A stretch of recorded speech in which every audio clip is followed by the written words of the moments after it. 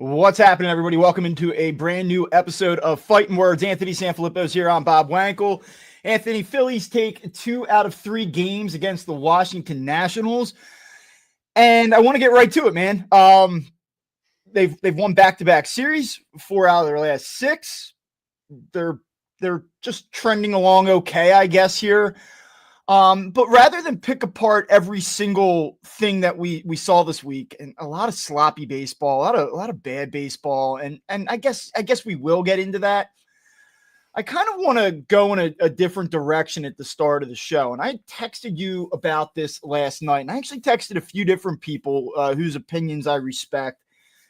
And I want to draw back to something that I had said about 3 weeks ago, and we've referenced since. And I said, the word slog. It looks like this team is just kind of checking boxes right now. They don't play with a lot of energy. It doesn't look terribly inspired. Doesn't mean that it's all bad. Certain guys are having decent seasons, and we're seeing some positive things, and they're winning some ball games in the process. But, man, this team looks like it has a lack of energy. And I know that we have directed that criticism at Rob Thompson. Like, hey, you're the manager.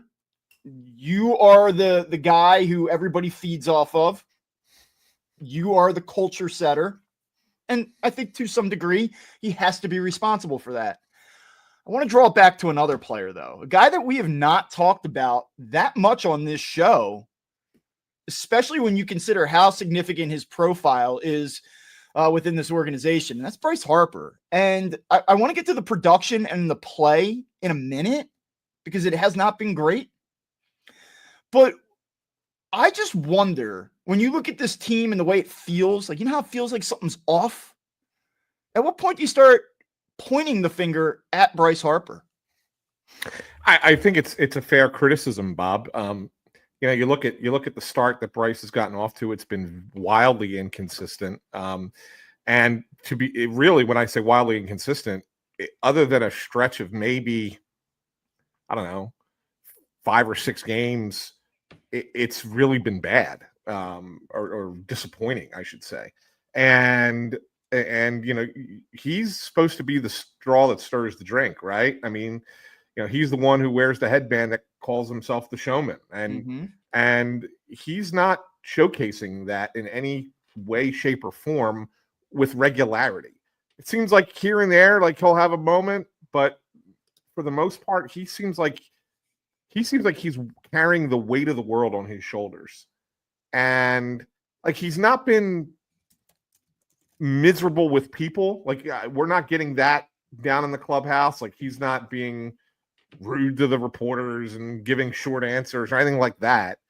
But there certainly does seem to be a different air about him this season than in previous seasons. And I point that out to say that, even when he has a hit or does something good, it's just kind of like, yeah, all right, it happened. There's no fire, like that energy where he's, getting them fired up standing on second base, or he's been the guy that's kind of come up with some of their goofy celebratory stuff in the past. And, remember the golden thumb and everything else like that. Like, that's all been Bryce. And that element just seems to be missing a little bit. And I think it's translated somewhat into what you're seeing statistically from him to start the season. And maybe that's why a lot of people feel that this team, is going through that slog like you call, because you say it all the time, right? Like pets, they're like representative of their owner, right?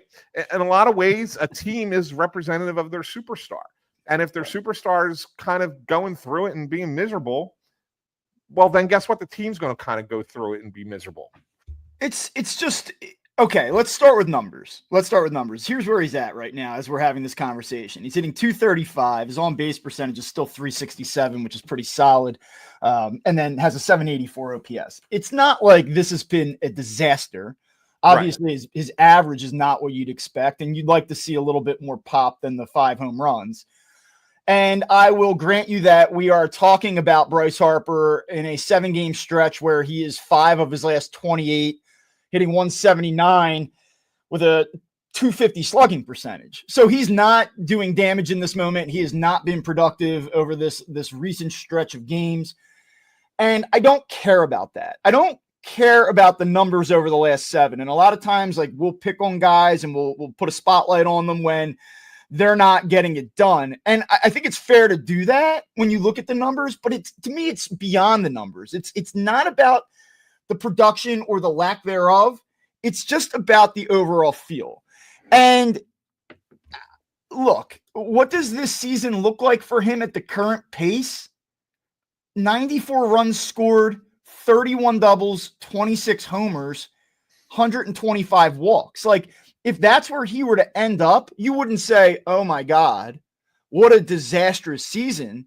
You would say this is not a superstar output, but it's not like, oh man, this guy can't play baseball anymore. It's just like you do expect more. And I do feel like when I watch his at-bats, and I get the sense that he feels this too. It feels like there's at least one swing every at-bat or every other at-bat where he has a pitch that he can square up and do damage with, and he fouls it back. It's like he's just off. He's just missing it. And when he does that, I'm looking at him, and maybe I'm projecting something, but I see a guy that's like just ready to go nuts. Like, I can't believe I missed that. That was one I missed on. That was one that I should have done damage with. And I don't know. So I think where I'm coming from on this, it's like 3 different possibilities. One, he and his agent a year ago floated this "I want to be here forever" thing, and that has not materialized to date. Has that annoyed him to some degree, where he goes like, look, I'm going to play the game. I'm not going to pout necessarily, and I'm not going to be a dick, to reporters, but I'm not as invested all of a sudden. Is that possible? Is it that he wants to win so badly that he can't let himself relax and have a little bit of fun because he feels that this team has some deficiencies, and it's like, this is going to be another missed opportunity. This is another year where it might not go our way. Like, is he feeling any of that? Or is it just simply like he looks up and he sees that he's hitting 235 with 5 home runs right now and feels like I should be doing more than that, and he's just frustrated at himself? Or is it a combination of all the above plus something else? I just look at a guy that is not what I expect him to be in terms of production at the moment, and he's certainly not what I expect him to be in terms of body language. I don't know that he has to be out there waving pom-poms, but I do feel like that they look to him for a spark. I know he's not Johnny Rah-Rah guy in the clubhouse, but it's like lead by example, lead with fire on the field, and I'm not seeing that from him, and I do think it's having a bleed-over effect to the rest of this roster. Yeah, it's hard to put a finger on it, Bob. I don't necessarily know where it is, so it would be hard to speculate. I think the options you gave are probably the mix of potential reasons that Bryce is going through what he's going through. I'd like to think, from what I know about Bryce Harper, that it's not the lack of investment. He's too much of a competitor. He's driven by the desire to be one of the all-time greats, that I can't imagine that he suddenly decides to shut it off a little bit. Like that one doesn't register with me. But I think the other ones really, really do. And look, you never want to use it's early as an excuse, but guys do go through this sometimes, and it depends on what part of the season they go through it. We actually have seen Harper have stretches like this in the past. I mean, what was it last year that he only had 3 home runs going into June, I think it was, or whatever. It was a low home run total, and he ended up still breaking over 30. So he gets really hot in the summer and breaks out of it, right? So I don't necessarily think it's something that's an alarm, like, oh my God, this is terrible, as you said. But I do feel like there is something not there with Bryce right now. It's just not right, and it's hard to put a finger on it. Like, I don't understand what's not working for him, and he hasn't really divulged anything when he's talked to us. So just kind of speaks in generalities. Yeah, it's a conundrum. I will say this: I hope that whatever is going on, and maybe it's nothing, and maybe we're just like, oh look, they're not playing that well, and so we're trying to figure out what's going on. I do think it's real. I do think that this energy that he seems to be showing on the field is real, and there's something to it. I hope that it's just simply baseball related. I hope there's, nothing else going on with the guy. I mean, these are human beings. I mean, he could be having a bad couple of weeks. I don't know, but I just look at it and say, like, man, there probably should be a little bit more here. And I think what I think is really interesting is people will start to, message me, whether it's DMing me on Twitter or responding to criticisms of other things that are happening with the Phillies. And like, when are you going to start getting on Bryce Harper?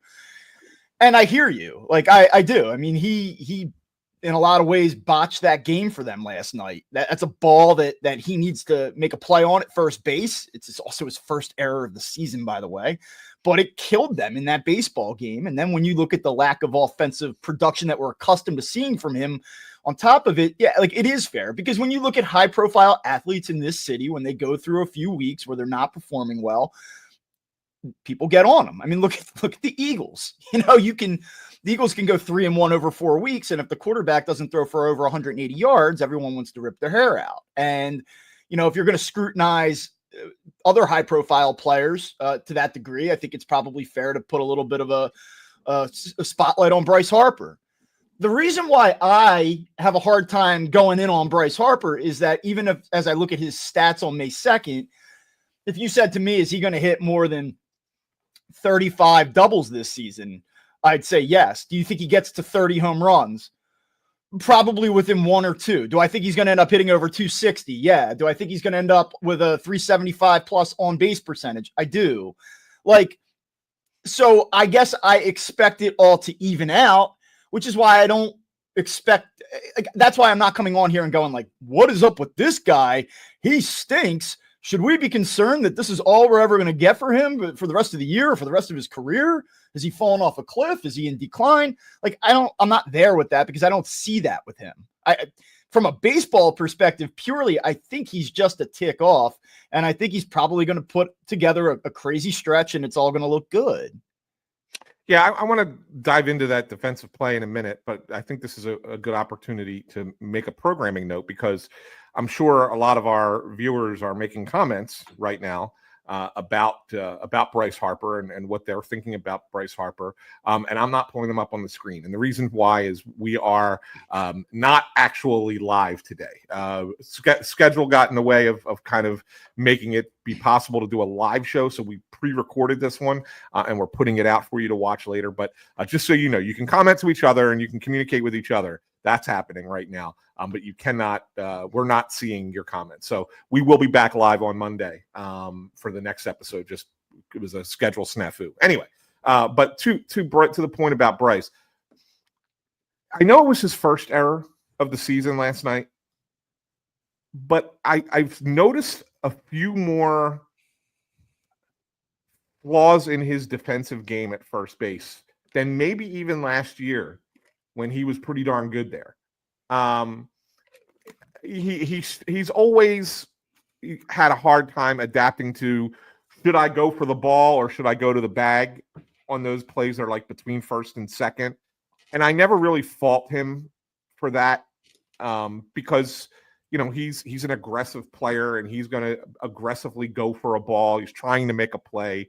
It's not, to me, that's not really a mental error. It's a reaction, and he's doing something that, okay, I could get past that, even though it wasn't the right play. It's the mistakes that I see that are wrong footing his positioning, not fielding a ball cleanly that's hit at you, not being in the right spot for a cutoff. Like, there are things like that. They're never going to show up as errors, or hardly will show up as errors in the score sheet. But they are mistakes, and I think that they are slowly creeping in more and more into his game defensively. And I don't necessarily know. Again, this is one of those things that's hard to pin down. Is it that this is the best Bryce Harper is going to be as a first baseman, and you just settle for it because that's what he is? Or is he still kind of in the process of learning the position? He's only played it for a year and a half. And there are going to be situations where you get there and go, okay, all right, he'll learn that. He'll get that. I don't know. I don't know where it is. But I do think in the grand scheme of things, with the other defensive deficiencies that the Phillies have, I know first base is low on the totem pole when it comes to importance of defensive play, but the reality of it is that there could still be mistakes made there that cost a team a game. And last night was a perfect example of it. Like Taijuan Walker, we're going to talk about him yet again, pitched really well last night and deserved a better fate. Like he gives up 4 runs. I know only one of them was earned because of the Harper error, but that 6th inning doesn't happen the way it happened. And Walker probably gets out of there with a 6 inning, at most 1 run allowed, if not 0, start. And instead it blows up on him because of a mistake by Harper. And that costs the Phillies the game. So, I think it's something that you got to look at. You have defensive lapses in other places on the field. You really can't afford to have it there as well. So interesting that you bring this up. You talk about the fielding of this team, and it has been sloppy, and it was certainly sloppy both last night and on Tuesday night as well.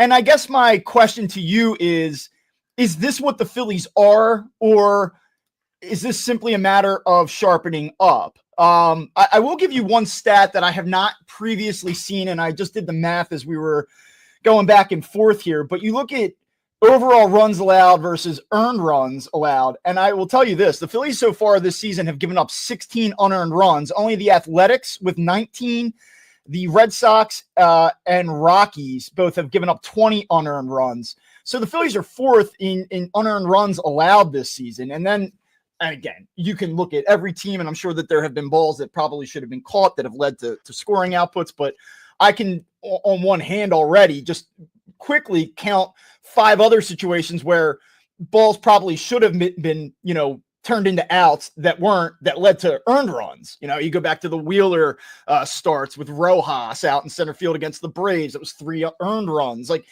I just look at it and go, man, this team has been pretty sloppy. And that aside, just the eye test, you see some holes here defensively.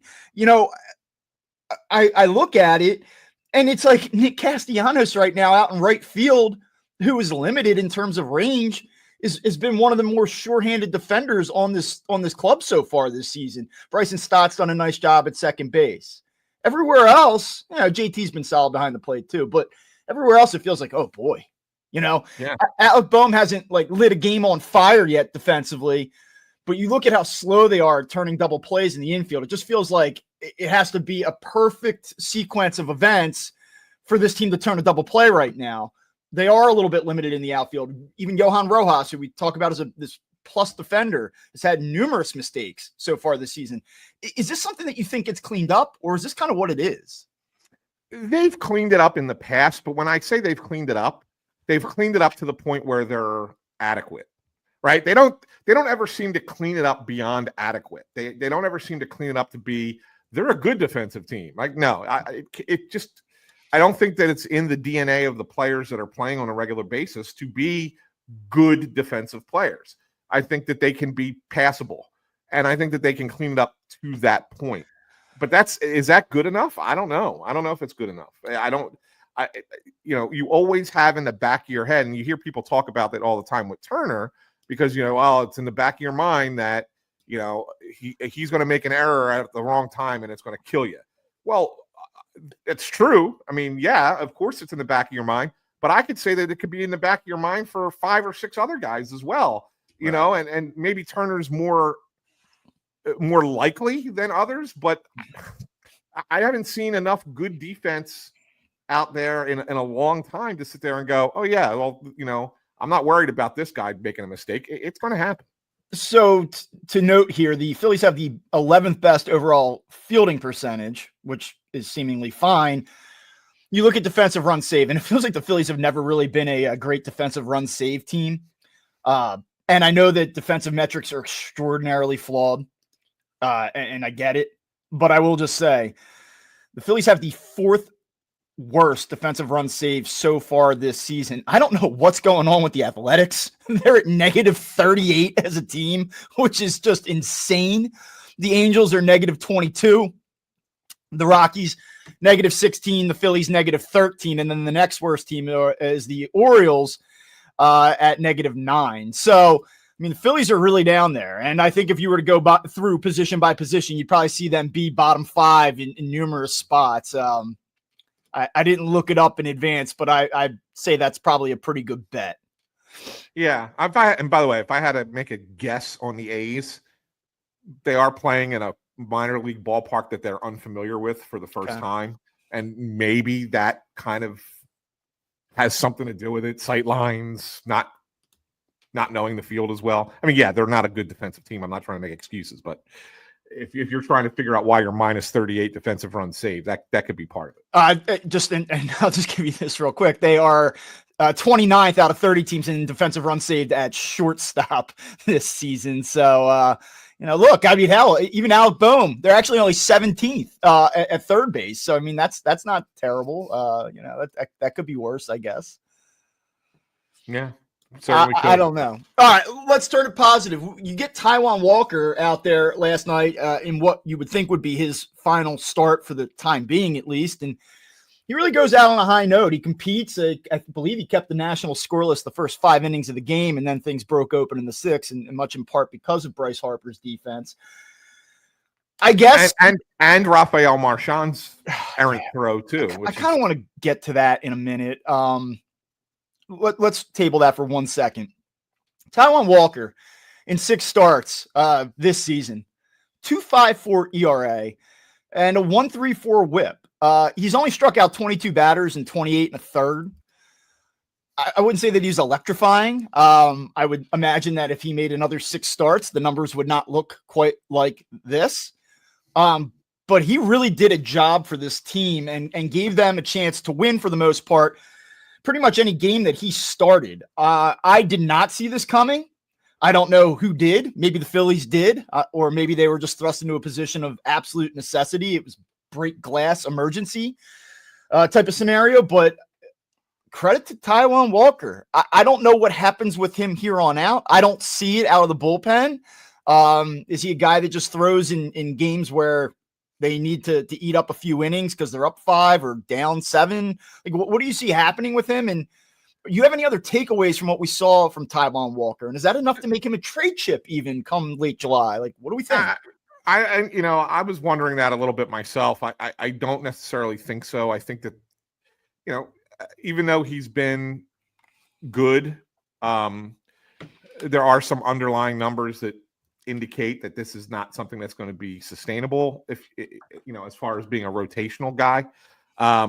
That said, I think he deserves to keep a spot on the roster at this point. I think that he's done everything that they've asked him to do since the end of last season, and he's surpassed everyone's expectation, and I think including the Phillies. So I think he goes to the bullpen, and I think he becomes a long reliever, and that's a role that they hope that he could kind of fill and kind of excel in. People think of that job as probably the least important job on the team, and I get it. But there is value to being able to take down innings that other guys don't have to take down in lower leverage situations, and having a guy who's shown that he's able to throw multiple innings and stay stretched out and be consistent. And I think that there's value to that. I don't see any way he stays in the rotation unless there's an injury. Mm-hmm. They did this each of the last 2 years, Bob, if you recall. 23, Matt Strahm had to start the year because Ranger Suarez was delayed to start the year. Strahm pitched 6 games. Feels like a million years ago, doesn't it? Right. He was pretty good as a 6 game as a starter. And Suarez came back and they moved Strahm to the bullpen permanently, which was the right thing to do. He's been become an all-star reliever, one of the most reliable guys in the bullpen. Okay. Win for the Phillies in that case. Last year, Spencer Turnbull got off to an even better start and through 6 starts, and they took him out of the rotation to put Taijuan in. Walker, of course, was not good at any point last year. Then Phillies try to put Turnbull back in the rotation in June. He gets hurt and then never throws another pitch again for the Phillies. And so last year's situation was a disaster. So you had 1 success and 1 failure. This year, they're going to move Taijuan out and they're going to bring Suarez in. by all indications, you would think that this is a net positive for the Phillies. And I think that it probably will be. And it's interesting because one of the conversations has really been happening a lot, down there in this week, especially, has been, well, what do you do with all these starting pitchers? Because, Andrew Painter threw again last night. Rob accidentally let it slip that he's ticketed for AAA pretty soon. And he's going to stay there. He's going to just jump right past AA, go right to AAA. You got to imagine that he's on a very fast track now to get to the major leagues. What do you do when Andrew Painter gets here? And then not only that, assuming health, and these guys tend to stay healthy with the Phillies, knock on wood for you fans. What do you do as the season progresses? Do you move someone into the bullpen? Obviously come October, it's a thing you would do, but what do you do in season if all these guys are pitching well? Like it's a good problem to have, but it's also one that's a little tenuous because you could move somebody into a role that they're not good at or not accustomed to and kind of throw the whole thing off. So it's a curious situation that the Phillies find themselves in, one that could be incredibly beneficial or one that could be that goes sour quick. I don't know which way that would go. I don't want to put you on the spot here. Were you there when they asked Ranger Suarez about possibly being a reliever on this team? Did that come up? So it did come up, and I was not present for that interview. Tim Kelly handled that one for us. I was doing something else at that point, and it was an interesting response. Like first of all, if you watch the video, and I think Dave Uram from KYW put it out, so if you want to check that out on his social media, you'll be able to find it. But Ranger still does his interviews with the interpreter, right? Mm-hmm. But the one thing I can tell you about Ranger is his English is pretty good, and he understands it. And you could see when the question is asked, he made a face. Yes, he did. Yes, he did. And he's sitting there and he's waiting, to give his response. And you could tell that, he knows where what this question is. And he gave the right answer, like the absolute right answer. Like he wants to be a starter, but if he'll do anything that the team asks him to do to help the team win, et cetera, et cetera. I can't imagine that in a walk year. I've been saying this for a month, Yes, I agree. That the team would do that to him, right? Especially since he's got Scott Boras as his agent, and the Phillies tend to be one of those teams that has a pretty good relationship with Scott Boras. And I can't imagine that they would do that to him until the end of the season at least. And so then you got to wonder, like, is it a situation? They don't want to go to a 6-man rotation right now. Well, the question almost feels rhetorical. What do you do if all these guys stay healthy? But what do you do? Because you're not moving Zach Wheeler. You're not moving Aaron Nola. You're not moving Christopher Sanchez. You're certainly not moving Jesus Luzardo right now. So obviously, yes, Walker, bullpen. Suarez seemingly would be that guy. Yeah. Painter comes, though. You're not. I know that there's been this idea like, well, they want to limit his innings, and why don't you bring him up because you have a bullpen deficiency and let him throw out of the bullpen?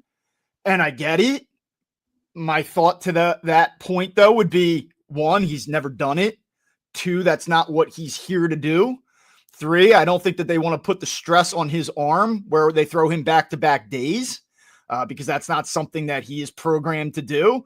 And I just think that there would be way too much risk in doing that. And I don't think that they plan to handle it that way. And say, well, what if they're really cautious and they only throw him once every 3 days? You can't have a guy occupy a bullpen spot that has that many restrictions on him. And the best ability in the bullpen is availability, right? I mean, and to not be available would, more often than not is not a good. I just can't imagine them being so cautious with this kid. And so regimented with how they've brought him up and what he represents to this franchise that they'd put him in a situation where they're like, you're going to be our 8th inning guy. Go get him. I just don't see them doing that. But then it's like, what do they do? What are they going to do? Do they go to a 6-man for a period in July when he's up here and let things shake out that way? And I know that in most situations, this stuff will play itself out. Someone's probably going to get hurt. Maybe Ranger Suarez isn't good over his first 6 starts. And they say, now we have enough evidence and enough, data in play that we're going to move you to the bullpen and we don't feel bad about it. A million different things could happen here. But right now, looking at it ahead, it is an interesting dynamic. There's no question about it. And here's the thing, Bob.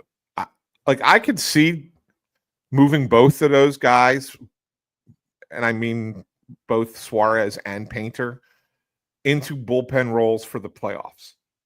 Much like the Rays did with David Price and the Cardinals did with Adam Wainwright back in the day, right? Like, you take your young stud hurler who can throw 99 and say, go get him in a high leverage situation, kid, in the playoffs and just blow people away, right?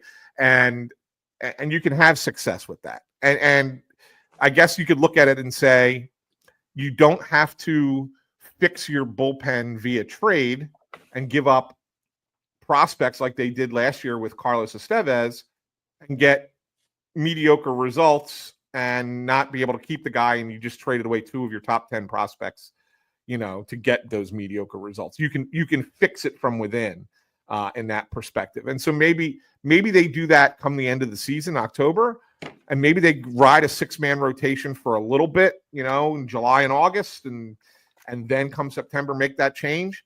Fine. But it's a tough spot. It's a weird way to operate. And I think that their philosophy, their thinking is, well, you never make it through a season with 6 pitchers or 5 pitchers, starting pitchers. Like, somebody gets hurt, you need other guys. I guess they had 11 different guys start last year, whatever the number was, right? Like, you always are going to have to need more arms to get through a season. But what if you don't? Not to say that it's going to be the same 5-6 guys. What if Wheeler, Nola, Luzardo, Sanchez, Suarez, nobody's getting hurt and their guys are just pitching, right? Like, what do you do? And I think that's got to be one of the options that you have to consider. And the Phillies are, they'll punt as much as they can. Let me throw a weird one at you here. I don't think you do this, but if Ranger Suarez comes back and he looks like Ranger Suarez of the first half of last season, you consider just saying, hey, we have a surplus of starting arms here. We don't want to make this guy a reliever. We don't want to go to a 6-man rotation. We don't want to do all of these things. We're just going to look to trade him at the deadline. Like, this is a great chip. Why wouldn't another team want this guy? They could probably make him as a number 2, number 3 starter. We can get back something of value that makes us better. We certainly have plenty of holes. Is that something you think about doing? I don't know, Bob. Because I know you don't trade plus arms when you're trying to win a championship. I get it. I have, even as I threw out the scenario, I'm like, I doubt it. Yeah. But I just wonder how you make it fit, unless they really do embrace the 6-man thing, because Wheeler and Nola have thrown a million innings, and because Painter is being protected, and you're always one pitch away from something blowing up anyway. Like, maybe that is just what they do. But I just wonder, like, if you don't want to trade Crawford, if you don't want to trade, name your prospect, like, you don't want to trade Miller, like, okay. I mean, because there are trades they're going to have to make if they want to, like, win in the playoffs this year. One thing we could say, you could be like, oh, you're negative or you're overly critical or you're picking apart things here. This team is going to need to make some moves of significance if they want to, swim in the National League here. Yeah, no, I agree with you. And I mean, look, I guess you could trade from to be in that position. It's a rare spot to be in, right? How many teams have this problem? I can't think of another one. And so you put yourself in that spot. I mean, they're the only team, Bob, in all of baseball who has yet to make a roster move on the pitching staff. Like, the same 13 guys who opened the season on March 27th are still the same 13 guys on this roster. What's going to happen this weekend? I think that they're going to send somebody down. So I don't know. A week ago, whatever, you would have said to me, Carlos Hernandez, where does he fit on this team? And just DFA him. Yeah. And they've been talking glowingly about him lately. Yeah, it wasn't Rob's answer the other night basically like, I really think that this staff is getting their hands on him and making him into something else, and then do you just DFA him 4 days later? That doesn't, Right, I know. That doesn't really work. He comes in last night, he throws 12 pitches, 10 for strikes. Yeah. And that's been his Can't throw strike. you know, yeah, that's been the thing with him. Like he's been no control, and now all of a sudden he's got control and he throws 97. That's an arm that's useful. He's got some stuff that comes out of that pen. And when you're struggling to get right-handed production out of your bullpen, why would you give up on that? And so like I don't see Hernandez being sent out. I guess you could DFA Jose Ruiz, maybe, but Rob loves Ruiz. We've had this conversation. Sure does.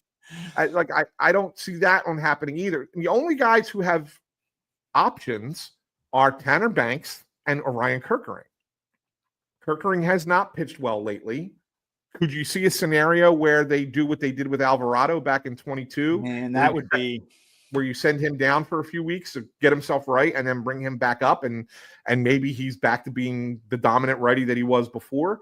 Or is it easier to just say, well, we have two really good lefties in Strom and Alvarado. We can move Tanner Banks down for a short period of time to accommodate this. Probably one of the reasons they liked Tanner Banks when they later. acquired him, because of the flexibility. But like, Yeah. even he threw pretty well the other night. And you go, all right, well, they're really struggling to find bullpen arms right now. You kind of want to ride the hot hand a little bit. It's an interesting dynamic, and we'll see what happens. Okay. Talked a little bit about the feel of the team and the flow of the team, and I know that this has been a WIP conversation. Something's wrong with this clubhouse, and the feel is wrong, and so then everyone turns and says, well, they miss Garrett Stubbs. I don't know about all that, but I do want to look at it from a production standpoint. Rafael Marchand has played in 7 games this season. He's 2 for 20, which is dreadful, but it's also 7 games. Yeah. Last night he makes a throwing error. I mean, maybe Trey Turner can keep the ball in the infield. I don't know, whatever. But it was not a good play by Rafael Marchand. He didn't need to rush it. There was no need to rush that throw. He has not. He's been dreadful. If this was the first time I'd ever seen him, and this is the first thing that this was my only impression I had of him, I'd say this guy's not a Major League Baseball player. Stubbs, meanwhile, 60 at bats at AAA. I believe he's hitting 282, a couple homers, a couple doubles. Nothing crazy, but does he give you a more professional look right now than Rafael Marchand? And, walk us through what the roster implications of that would be and the options or lack thereof and what it would mean if you were to bring back Garrett Stubbs. And would you advocate for that at any point? Or are we getting closer to that? Is that something that makes zero sense until you get to September? Like, where are you at? Like, what do you make of this? Because JT Realmuto needs days off. He needs to be down more this year than he has been in the past, which means his backup catcher position does matter and has not been good. Yeah, I don't know if you give up on Marchand just yet. I mean, like you said, it's only been 7 games. It's been a bad 7 games. He's not looked good. He's not looked good behind the plate. He's struggling, makes a bad throw on the delayed steal last night. I mean, Turner tries to take responsibility for it, says, hey, I got to catch that ball. But the reality of it is the play that they have on, Turner's in front of the bag. Yeah. You can't be short hopping that throw. Like that's got to be at his chest so that he can potentially throw back home to get the guy coming at the plate. So like there have been a lot of deficiencies with Marchand so far. Having Stubbs in AAA, that's a good alternative because you have a major league ready catcher in AAA. But if you decide to make the switch, let's say you decide to make that switch now and go back to Stubbs as the backup catcher, Marchand's got to be DFA'd, and he probably gets claimed just because he's young. There's a dearth of catching in Major League Baseball, and somebody would probably say, "We'll take a chance on this guy." And so if you do that, let's say you do that, Bob, right? Let's say you make that decision and say, "All right, we're ready to move on at this point." Who then becomes your third string guy? Yeah. Because if Realmuto gets hurt, Who's still in the like? You don't have that depth in the organization, and I so to me, I think you kind of sit there and say, I'm willing to get by with the backup catcher we have. He may not be good, and I wish he was better than he was, but I'd rather that and still have Stubbs as your ace up your sleeve for if something goes wrong, than get rid of one more guy and not have the depth. They evaluated Marchand in a way where they said, okay, if JT Realmuto is in full decline mode here, this guy can be our starter for a year or two. Like, do they think that highly of him? Because look, I would not. If you, from an organizational standpoint, made a decision that we do not want to risk losing this player, and like you said, he's out of options, somebody probably would claim him. If you made that decision in March or even in the wintertime, I don't think that 7 games, no matter how bad they've been, should alter your approach to this. Like, right. So I'll be clear here. I mean, it has been dreadful to watch. I would not make this move right now. No. But considering the frequency with which he plays, he's going to be at what, 25 to 30 games by mid-July, maybe even. Is that still enough? Like, you say, well, all right, now he's played 25 games and he still hasn't been productive. Now we're ready to move on. Like, how much do you see of him before you say, I just don't know about this dude? I think maybe you it's something you consider leading up to the deadline, right? Like I think as long as he's healthy and as long as Realmuto is healthy and we don't need to make that change, I think there's a couple of things here, Bob. One, I think there's great benefit to having Stubbs at AAA when Painter gets there. Because now you're going to have a major league catcher working with your top prospect, right? For however many starts he makes there before he comes up. I think that there's real value in having Stubbs there for that. So you don't make the move certainly not until Painter's ready to come up, assuming there's no injuries. And then at that point, let's say Painter comes up mid to late June. You might as well just ride it out for another few weeks as you lead into the trade deadline. And then if you determine at that point that, okay, we made a wrong call on Marchand, you could always make a minor trade for a depth piece that you can then potentially make a determination. Okay, do we want this major league veteran as our backup catcher, or do we want Stubbs as our backup catcher and this guy down in AAA? Whatever. But the reality is you can at least add the person at that point and not cost yourself anything. And so I think that that's probably the way that the Phillies will handle this, but you might have to endure some occasional rough outings with Marchand between now and the end of July. And obviously they hope he turns it around and figures it out. He gave them good games last year when he was up, right? And he played well for them last year. So it's there. He can do it at this level. He just, maybe he's a guy that needs a little bit more run. Like last year when he was up, he was playing more regularly. He was splitting time with Stubbs because Realmuto was hurt, right? So it wasn't like one of them was the starter over the other guy. They were kind of splitting the time evenly.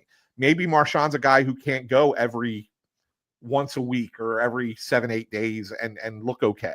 Maybe he needs to play with more regularity, and that's part of the problem. Okay. Yeah, interesting. All right. One other thing that I wanted to touch on a little bit. So Johan Rojas right now, which, hey, I got to say, I mean, look, I've been as critical as anybody of Johan Rojas. But to his credit, he's swinging the bat well and somewhat consistently well. 286 over the last 7 games, 304 over his last 15 games, 305 over his last 30 games. I mean, look, he had, I guess, 2 hits on Tuesday night, 2 hits on Wednesday night. He was 1 for 3 last night with a walk. I mean, the guy's getting on base and as an 8-9 type hitter, or 9 hitter, I should say. From an offensive standpoint, you could not ask for more than this. Do I think he's going to sustain this? I don't. Do I think that he has real offensive upside? I don't. Could I be wrong? Possibly. I am wrong right now in my evaluation of what he is as an offensive player.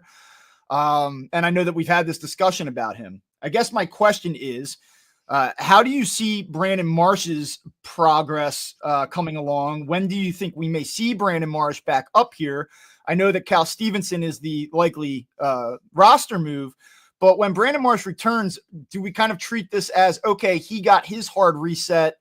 He's going to take these starts against right-handed pitching.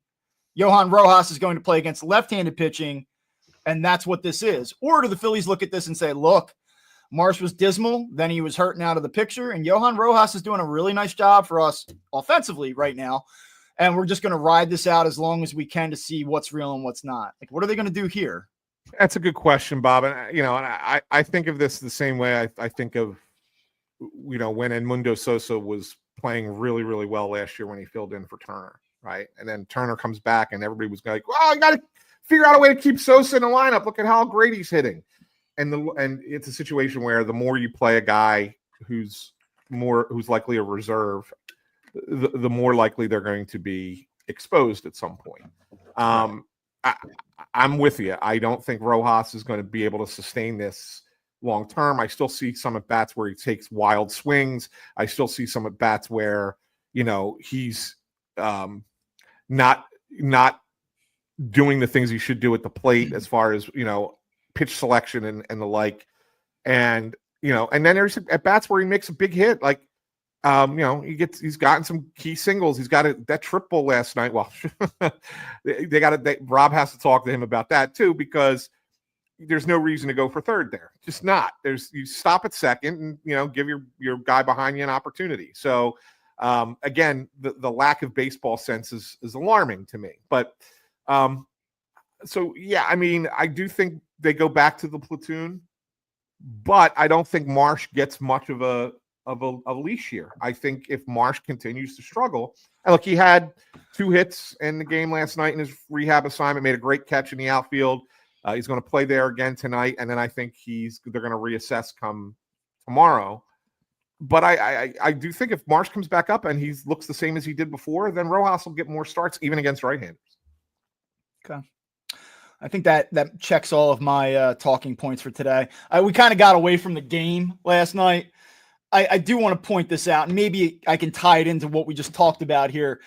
You get to the 6th inning, Phillies are down 4-2. I believe runners on the corners and 1 out. Am I right here? Max Kepler has swung the bat very well lately, and he is showing himself to be a viable option against right-handed pitching. Mm-hmm. I am not a believer in him against left-handed pitching. I think coming into that 6th inning at bat, he was 4 for 22 against lefties this season. And he does not put the ball in play, and the Phillies do not score another run in that inning and cut the deficit to at least 1. You have both Edmundo Sosa and Wes Wilson on the bench in that spot. I want to criticize the manager. I thought it was weird that they didn't go to him or either of those players in that spot. And that, I guess, is an entirely different conversation. But the one that I would have is, if you do not believe in your right-handed options in that situation, then why are these your right-handed options in that situation? I would assume that they do believe in Edmundo Sosa as a hitter, but do they not believe in Wes? Like, what happened there? And did Rob explain that last night? I asked Rob that question after the game last night. And, the one thing I can tell you from watching Rob manage over the last few years is that he doesn't like to pinch hit before the 7th inning. And that's just a Rob thing. And his philosophy, his reasoning behind that, Bob, is because he says that spot's going to come up again before the end of the game. And he'd obviously rather have Kepler against a righty in their bullpen later in the game than he would, whether it's Wilson or Sosa or whoever, against a righty at the back of the bullpen in the game. And I get that, right? And that's fine. But in the moment, that's your best chance. You have runners at the corners, 1 out. You got to get at least that other run home. It's not the 4th inning. It's not even the 5th inning. I feel like that the 6th is the line there where you say, here's our shot. Right. It's a shot and it's an opportunity. And they've been hitting Ferrer. Every time that he's come in this year, they've hit him. The righties have hit him. And I asked him, and Rob said, and I was a little surprised by Rob's response, to be honest with you. And he says, it's not so much too early. He says, typically he doesn't pinch hit in the 6th, but that did not play into it. This is what he says to me. He said, I just have been trusting his at-bats lately and what I've been seeing and what I've seen out of him. And that's what I wanted to go with. And I'm like, okay, but the guy can't hit lefties. So why are we trusting him in that spot? Yeah. Like, I agree that Kepler's been good lately. And if it was a right-handed pitcher, no question you're keeping Kepler in there. And if maybe even if you're ahead or it's a tie game, you keep Kepler in there. But you're down at that point. You've already scored 1 run. You got a little bit of momentum. You got a pitcher on the mound who can't come off because he's got to face the spot in the lineup. It's the third batter he's facing. And you've hit him well every time you faced him so far this year. Why are you not making this is an opportunity? And I felt like that they let that opportunity slip away. I agree with you. I didn't understand it in the moment. I still don't this morning. Last thing for me before we get to one last thing. What kind of voodoo magic do the Phillies have on Dylan Cruz? 0 for 22 against the Phillies this season with 14 strikeouts. He's got 18 strikeouts against every other team combined so far this year. Yeah. He's not a bad ball player. I don't know that I've ever seen anything like that. Yeah, it's unbelievable. And I pointed it out on social media the other night, and I pointed it out the first time he struck out, and then he struck out 2 more times, and then again 1 more time last night. It's been unbelievable to strike out 14 times in 6 games against one team. Like, that's truly. I don't know what it is, but they certainly see something. They've certainly got something there, and they've got it figured out. I don't know what it is, but that kid's going to be a good ball player in this league, and I think he's going to be a good ball player for a long time. And if the Phillies are going to, face the Nationals a lot, you're going to want to keep that, whatever it is that you got on him, you want to keep that in your back pocket, because that's pretty dominant for a pitching staff to have against one guy. And finally, actually, one more thing here. Crystal ball time, Anthony. What do you got this weekend? You've been hot lately. Yeah, I know. I got that series right too. Phillies take 2 out of 3. The pitching matchups are what I like this weekend, and I feel like we're going to say this with a lot of series with the Phillies, but the Diamondbacks pitching situation is not the greatest right now, and so I kind of like what you're going to see. I mean, Merrill Kelly has not been great.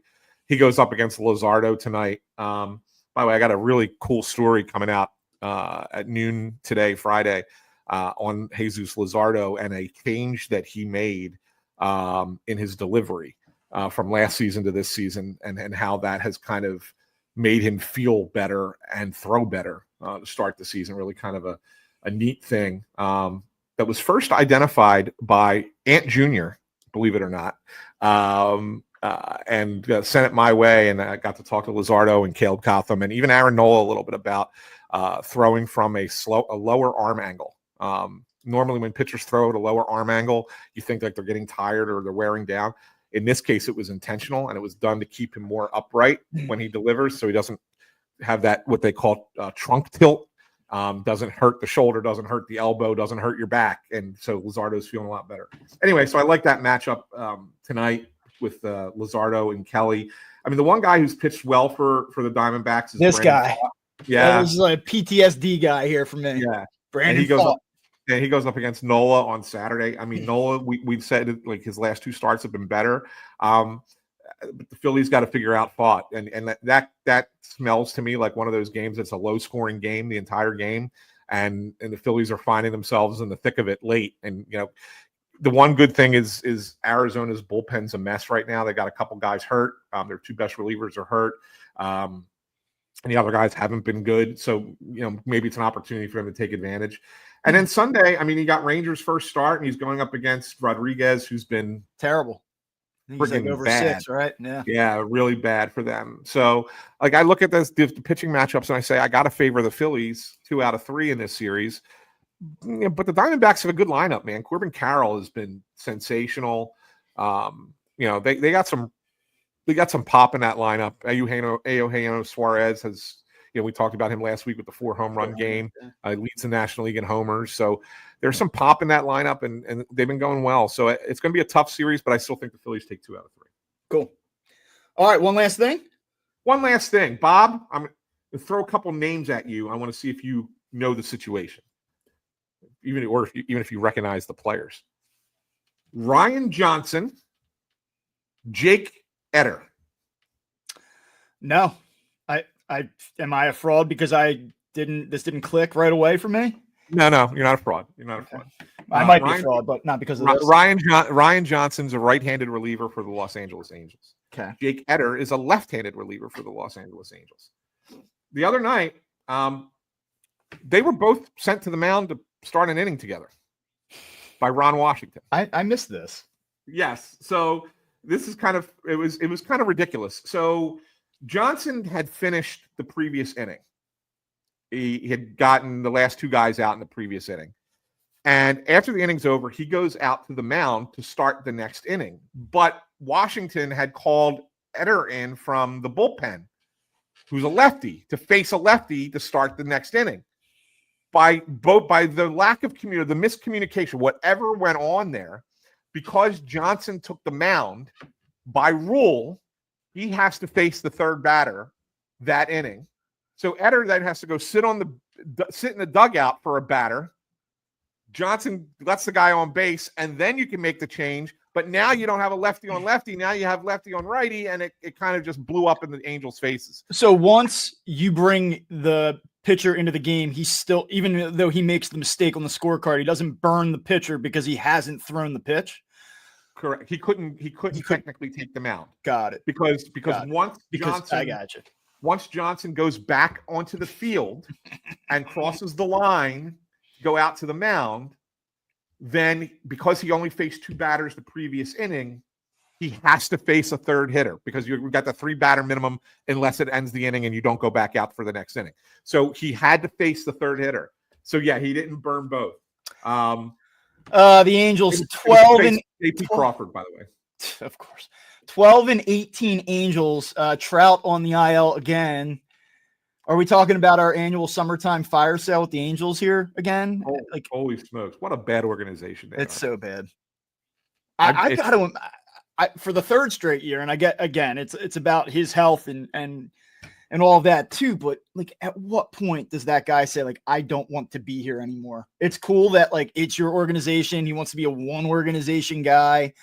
He's loyal to them, or he doesn't want the spotlight. Whatever the criticism is, or whatever the rationalization is fine. But you would just think at some point you wake up and say, okay, I'm not going to play forever. This is never going to get better here while I'm in this league. I have to go. Yeah. Yeah. I don't know. I mean, this one doesn't seem to be a long-term kind of thing. Like, this is a bone bruise. So this is probably a short IL stint for him. And look, his start to the season has been a weird one. He's second in the American League in home runs, or tied for second in the American League in home runs. Yeah. But he's batting below 200, which is totally not Mike Trout. He's changed positions. He's now playing right field instead of center field. I don't know, Bob. I mean, like, he's got to see what's going on out there. They brought in a bunch of veteran players this year, which was odd. I mean, they made that trade with the Phillies last year when they traded Estevez, and they got two young pitchers. And you could sit there and go, all right, the Angels are finally maybe starting to look at it and say, let's start bringing some youth in, some prospects, and kind of turn this around.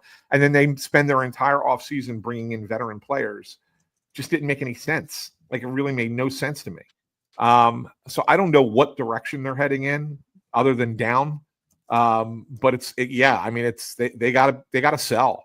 And Mike Trout would be wise, I think, at this point, to sit there and say, yeah, get me somewhere else. Doesn't have to be Philadelphia. He could basically say, don't trade me to Philadelphia, but get me somewhere else. Because Angels are going to have to pay if they do that, right? I mean, it's 5 more years beyond this one at 35 a year. Yeah. And it goes through his age 38 season. It's 2030. Yeah. I mean, they're going to have to pay something.